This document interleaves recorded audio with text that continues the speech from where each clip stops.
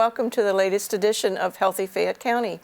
Today I have a guest, Linda Fitzgerald, and we have two really exciting things to talk about today. So let's get started. Linda, tell us what's happening. Well, as you said, there are two really exciting things, and there's probably a lot more, but these two are really important to the community. First of all, the Art Stroll, which is in its third year, and we've added a new and exciting piece to it, thanks to the Board of Works for giving us the space on 4th Street by the Art Gallery and the Canal House. So between the opening to the parking lot at the Canal House to the corner of Central Avenue, that part of the street will be closed each month, May through October, and actually the Central will be closed during October. But the 4th Street location will now be the 4th Street Art Fair. Cool. And so we're inviting artists from around the Whitewater Valley, in fact, throughout the state, particularly our Indiana, our Hoosier artisans. I keep forgetting their name. The Hoosier artisans, 80 or more, no, I think there's actually 200, plus artisans who have been recognized throughout the state for their absolutely phenomenal work. So we will be sending out applications, and they will be invited to participate June through October at the 4th Street Art Fair. But May is so exciting because it's our young artists. And we've had them for the last 2 years, and they just love it. And some of the artwork that they're going to be demonstrating and displaying is phenomenal. For instance, the soap art that our young artists from the Community Christian School are doing. I have photographs of it. Please, if you're on Facebook, either our news feed or our group, Healthy Fayette County, check out the flyer that shows their artwork. They're doing it, I forget it's a little tiny like stylus that they're using. It is incredible work. So they will be demonstrating that, as will St. Gabriel's. And I learned yesterday they will have 13 to 15 artists. Wonderful. They will be demonstrating in that 4th Street area. And the other exciting piece of that are the musicians. And I've talked to Stephen Fletcher. He is the director of the middle school band. And he has a phenomenal background. I can't repeat it because he keeps forgetting to send me his bio because I want to publish it in the newspaper. But he does have that, and he will be conducting a combination of the high school and the middle school orchestra band as the entertainment. That is Friday, May 9. Mark your calendars. Definitely. It's not a long walk. Someone recently said to me that maybe I need to unpack the word stroll. The word stroll is kind of an old word for a leisurely walk. And I love it because it's an artistic word, but what it means is a leisurely walk. And so we keep making the stroll shorter, more compact, and absolutely more leisurely. But part of the reason we do the art stroll as Healthy Fayette County is to get people out and connected and build a sense of community, which helps our mental health and as well as our physical health. So as long as we're not sitting in the house or just on our phones for social media, if we're up and out and about, particularly in the warm weather months. So you asked the question, I gave you a long-winded answer. No, that's great. It sounds exciting. And the kids doing the soap art, I'm anxious to see that. That sounds great. And to get the kids involved and get them out in the fresh air, and like you say, away from their phones and doing something productive and artistic. Well, one of the things about our community is that we are a 65-plus aged community, so Because we are an aging community and because we tend to lose our youth once they leave high school, what we find is they leave, they go to college or trade school, go off and have a career, and then when it's retirement time, they tend to move back home. But there again, most people don't retire until they're 65. So we need to be honoring our youth and be supporting them and encouraging them. And this is one way that we can do that. Would you like to know the rest of the dates? Yes. Tell us I'd what's be going happy on. to give them Yes, to you. please. I have a cheat sheet. Okay, and you say it's the second Friday of every month? It's the second Friday of every month, Okay. April through October. Okay. We didn't do it in April because the weather was Winter. a little inclement, and the band that we have, it was too cool for them and their instruments. So beginning May 9, young artists of all artistic genres can participate. June 13 is exciting. We have a theme for every month now. Good. So June 13 is Celebrate the 60s, Woodstock and the Beatles. Get out your tie-dyed. All right. We encourage everyone to dress in the clothes of the era. And we will have for entertainment the Imagine Performing Arts Band and Rubber Soul Band. And both bands have music in that era. So, there might be room for dancing feet on 4th Street for that music, but it's a fun time, celebrating a time in our history that at that point we may not have liked it, but it's sure, reminiscing on it, it was, wonderful. I did not go to Woodstock, however. No. July 11, we're going to start the year celebration leading up to the 250th celebration of the founding of our great nation. So the theme is 1776. And we encourage those who attend to dress in costume of 1776. And I believe the artist with the association who does the costuming is Ruth Ann Wilkins. And so Ruth Ann and I had a short conversation at the exhibit that's there now, which is Coleman Gibbs, advertisement. Marvelous exhibit. But Ruth Ann and I had a conversation, and I think that she may have some surprises for us in the gallery. August the 8th is Celebrate the 20s. We are going to recognize the accomplishment, the 125th anniversary of us being awarded the vote, the suffragettes. That's the flapper period. So we can dress in flappers. And I believe the Art Association does in every other year special event and auction. And one of the recent ones was a 20s theme. So everybody associated with that event should get out their flapper clothes. I might have to find some. September 12 is we're going to celebrate the character and culture of our community because we have a diverse culture. We have a wonderful Black community, absolutely fantastic folks. We have Asian, we have Hispanic, we have Indonesian. We just have a wonderful, diverse community, and we want to celebrate that. Wonderful. And October 10, Ashley Central will also be closed that night from 4th to 5th for the street dance. And the music will be the great Rushville Big Band. Oh, good. They are really wonderful. That's great. So Wonderful. that's what we have going with the art stroll. And of course that's a Healthy Fayette County initiative, and it's it came about because a collaboration formed between Healthy Fayette County and the Art Association.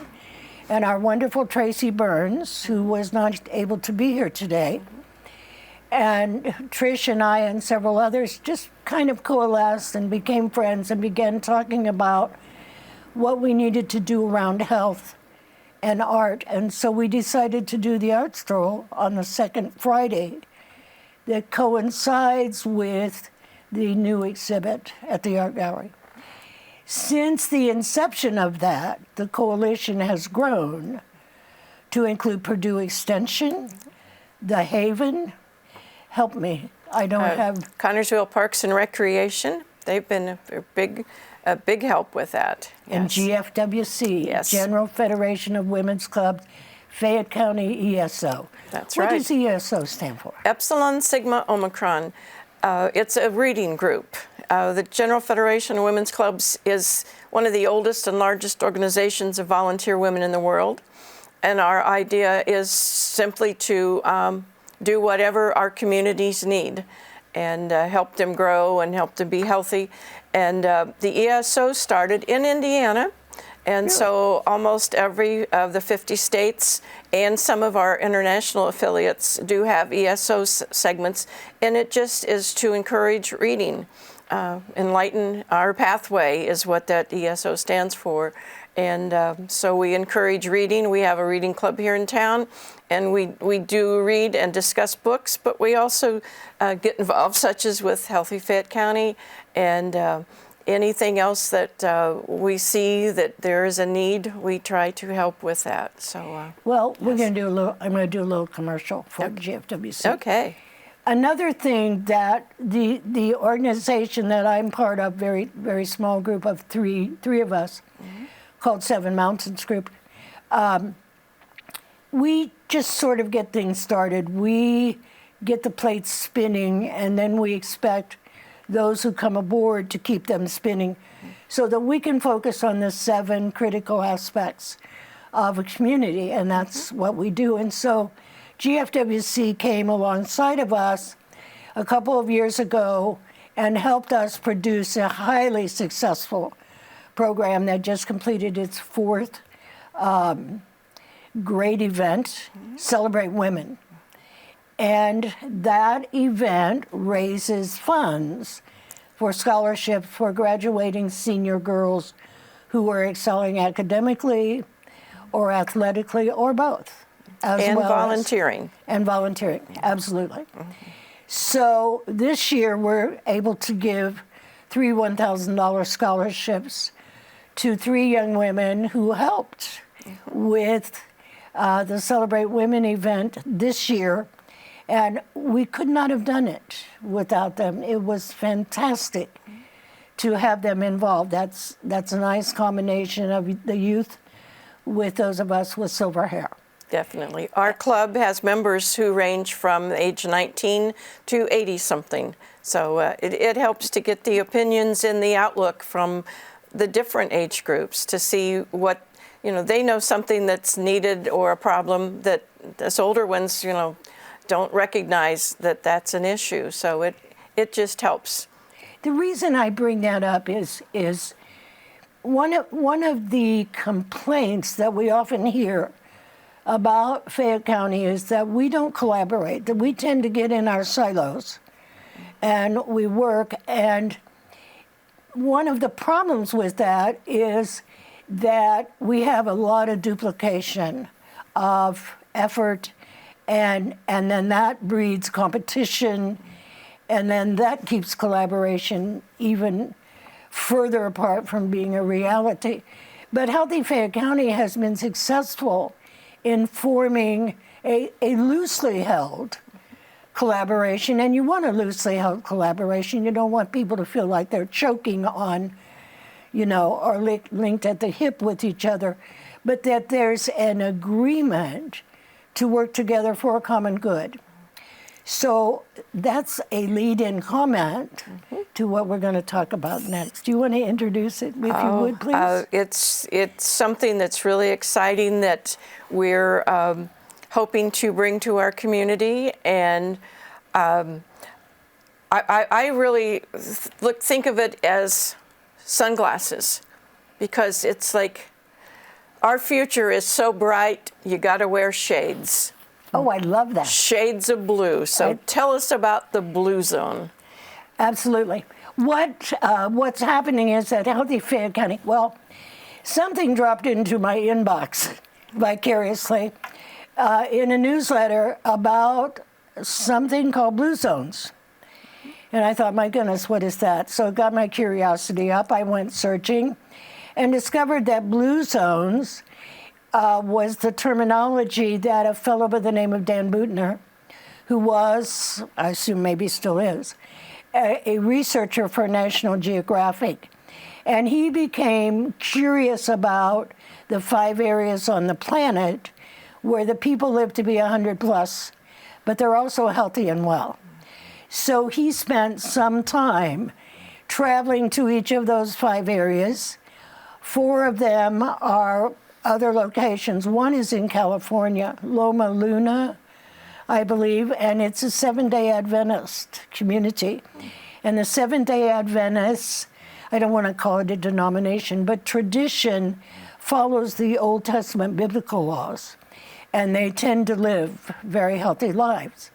So he went and studied all of those and came away with 9 principles and brought those back to the United States. They're around people, places, and policy, and launched the Blue Zones organization in the early 2000s. And their first U.S. community that they launched a Blue Zones initiative is Albert Lea, Minnesota. And the reason I use is versus was is that they're still in Albert Lea, Minnesota after, I believe, about 16 years. Albert Lea, Minnesota was at that point about the same size as Fayette County. And their health rankings were not quite in the same pit we're in, but they were not good. And within a 12-month time period, they raised their health rankings 20 points. Since then, they've had, and I don't want to misquote, but it's an astronomical difference, lowering of healthcare costs for industry, for employers, and for city and county government. They've grown in population, they're an economically thriving community.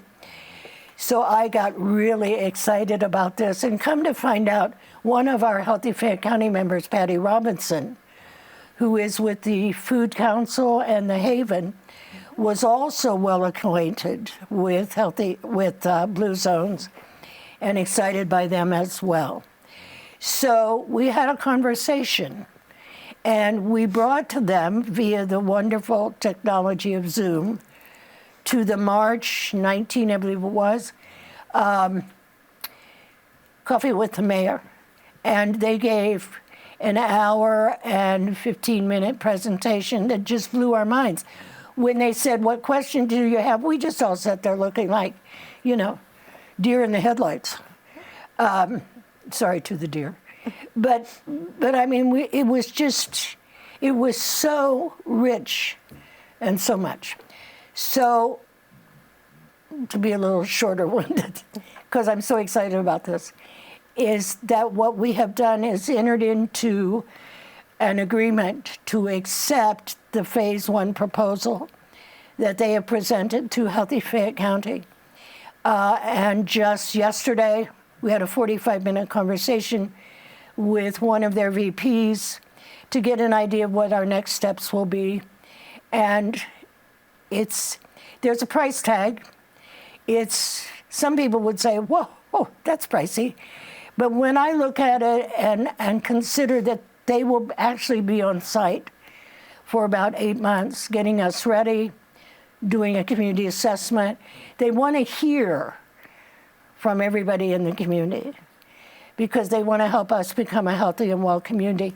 One of the things that we're learning through a collaboration process that we've been going through is that, well, first of all, our health rankings we're 90, 91, 92 health outcomes, health factors. There are only 92 counties. So we figure our only way is up because we can't go any further down than we already are. And our problem areas are around physical health, obesity, diabetes, heart disease, adult smoking, vaping, big problem in the schools. mental health and social connectedness. Some of that comes from the shutdown during the COVID period, but being an older population, and a lot of us live, individually without a lot of people around us, great friends, but not close by. So social connectedness can impact our physical health as well as our mental health. And then the third thing is we're not yet an economically thriving community. Our tax base, we need to raise our tax base. Tourism is great, but it doesn't add permanency to the tax base, so it needs to be a combination of both. So that's the exciting news. We're getting ready. We will receive an agreement from Blue Zones. We will review that if we need to make any revisions and suggestions, so that'll go back and forth a couple of times. But the hope is that we can be ready to launch phase 1 in May of this year and run it through the end of the year. They're excited about this. We will be the first Indiana community to have Blue Zones. We're up against another Indiana community that's been talking about it for years and can't quite make up their mind. And because I'm aging, I don't want to kick the can down the road anymore. I'm tired of doing that. We should discuss, ruminate on it as we need to, but then make a decision. And that's what we did. 7 of the 11 original Healthy Fayette County leaders came together, discussed, looked at the phase 1 proposal, and then came to unanimous consensus that let's do this. So I believe if we're meant to do this, the money will be there, and we're already looking at ways to fund it. Oh. Yes, well, it's really exciting, and part of what I liked is something that I know the Parks Department did when they were looking for their fund, is you talk to different groups to see what they need, what they like, what they don't like, and what our community needs. So we're going to do a lot of community input to make sure that we take everyone's opinion into account to try to do what is best, because when we rank 90, 91, 92 out of the 92 counties for premature deaths, for smoking deaths, for suicides and things, that's not our community. Connersville, I grew up here, and it's my home. Maybe not physically, I live out of the county, but it is home, and I'm proud of it. And when someone says, "Where did you go to school?" I went to Connersville High School. It's that pride that we need to have again, because we have a great community. We have so much to offer. We have a lot of the colleges nearby. We have the Art Association. We have the Canal House. We have the railroad. We have the museum. We have the parks. We have great businesses in town, and we want to grow more. We have great community partners with the different clubs, a lot of the service clubs, such as our General Federation of Women's Clubs. And we want everybody to be involved and to recognize that we do have a great community. And like I say, our future is so bright. We're going to have to wear shades, because it is exciting what these people with the Blue Zones, they've worked with communities our size, and the communities with the problems that we have and the positives that we have, and kind of know what to do to help us. We'll do the work, but they are the guides, and I'm just so glad that you found them. And we can learn more about going to Blue Zones on the internet, I'm assuming? Bluezones.com, HTTPS. Okay. Bluezones.com. And extensive, they even have cooking classes, they have recipes. They have simple little fixes. One of the simple little fixes is for local restaurants to offer an alternative side dish. Instead of fries with your hamburger, maybe you want a salad, or a fruit cup, but just simple. Just simple things. Things that makes a difference. Yeah, that we don't necessarily think of. They have something called the Walk to School bus. I won't reveal what it is, but it's just a simple little, so that part of the bus route is the children actually walking, and in a very safe way with very secure format and way to do that. Just simple things that we wouldn't think of. And I want to say something about the community because it's my home community as well. I was gone for 16 years, came back. We tend to be suspicious of those who come in and are new. Who are you? What are you doing here? When Blue Zone sends their people, we're going to welcome them with open arms because forever, however long it takes to get us where we need to be, we are going to welcome them. They're going to be not just our guests, they're going to be our buddies. They're going to be our working partners. They're going to stand beside us. They're going to teach us. They're going to learn from us. So I just want to encourage folks that when they start promoting the whole Blue Zones, Connersville, Fayette County Blue Zones is what the proposal says. When they start promoting that, I want people to celebrate that so that and make them feel welcome because, and I'm just as guilty as the next person, you know, who's this person?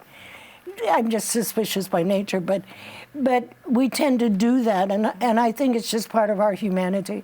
But I would encourage us to be excited about this opportunity. Definitely. I mean, we have a lot of great things going. Tricia's absolutely correct, and both Healthy Places by Design, that's been working with us on building collaboration, and Blue Zones has complimented us on the things that we've gotten started, and I'm thrilled to say that Healthy Fayette County has been a part of that.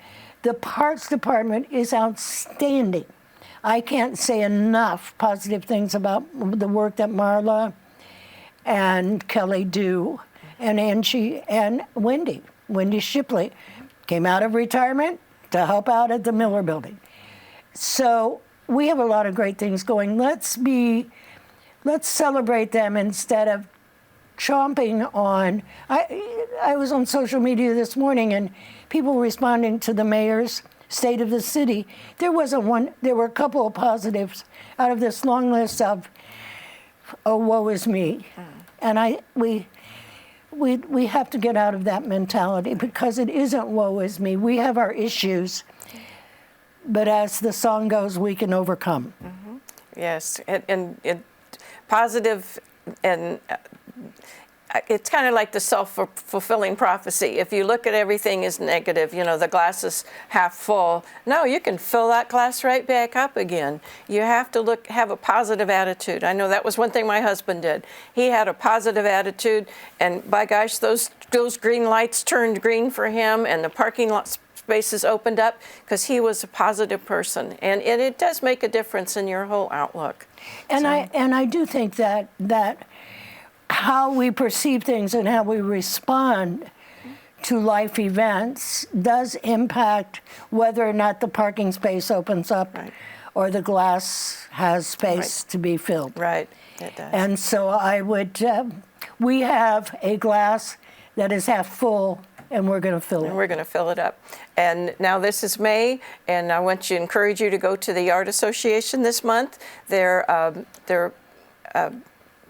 display is their regional art fair this year, or this month, and so encourage you to go there. Go to the parks, take a walk, go to the museums, go to the library, enjoy this wonderful community, and get out and enjoy the weather.